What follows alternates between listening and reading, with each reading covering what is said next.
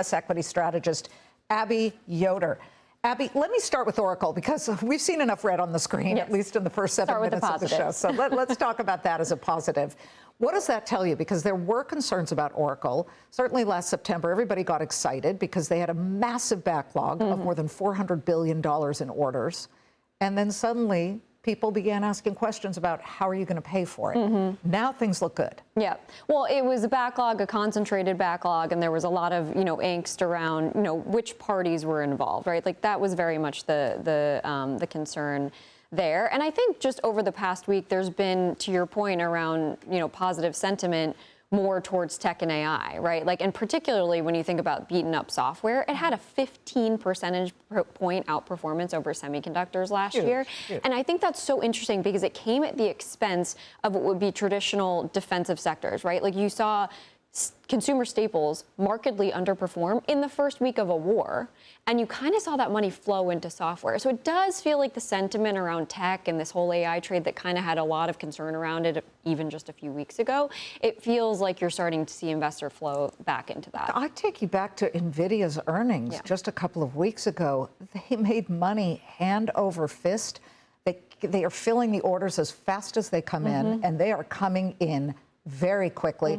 I mean, the billions that are coming into NVIDIA, they know what they're doing. And then you look that there is still so much commerce happening. Microsoft, this just hitting the tape, Microsoft is going to possibly be the one who wants to lease the large Texas data center in Abilene, Texas, the one that Oracle walked away from because they couldn't come to financial terms with OpenAI. So just as soon as one steps away, another one's waiting to get in. Well, I think your point around the numbers, right? They're just so big, right? Like hyperscaler CapEx is going to exceed $650 billion this year. Coming into Q1, it was expected to grow 20%. Now it's that spend, that CapEx spend, and now that CapEx spend is north of 60%. So these numbers are just absolutely massive, and investors are not focused really right now on what's going to happen in 2026. It's more the question around, is their spending peaking in 2026 and 2027? And what does that mean for the semiconductor companies who have been kind of at the windfall of that spend, right? So it's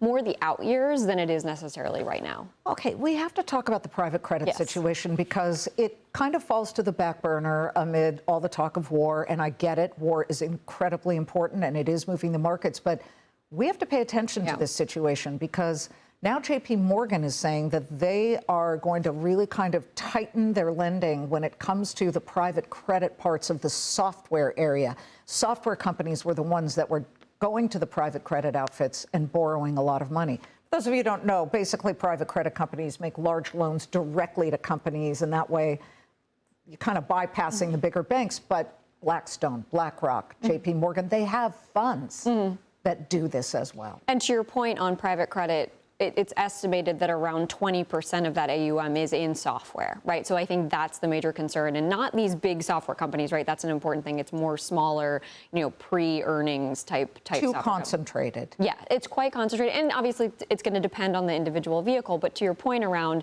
whether or not, you were mentioning this earlier in the onset, like, is this justified? I mean, it feels similar to 2023 during the banking crisis, where it doesn't matter if it's justified. If I see people pulling money out of certain, BDCs or private credit funds, I'm going to do the same thing because I don't really know what's happening because there's a little bit of opaqueness in that. Silicon Valley Bank in 2023 went under and took First Republic. With it, of course, JP Morgan ended up buying First Republic, and there were a couple of others that were in real trouble. So do you see anything systemic about this? I don't think it's systemic. If you look at IG credit spreads outside of software, you're not seeing them move materially higher than, it's really just concentrated in the software space. And so that's what we're concentrated on at the moment. It seems like it's just really, just related to software. Yeah, but at the moment, Ares, BlackRock, Blackstone, Apollo. And those are diversified companies, right? Like they don't just only have private credit. You could make the argument that there are companies that are only private credit and therefore should be kind of at the microcosm of this. But the fact that you're seeing more diversified companies suggests that it's really just sentiment and fear at the moment. Exactly. But we know what that does. The herd quickly changes and people get stampeded. Exactly. Abby, wonderful to see you.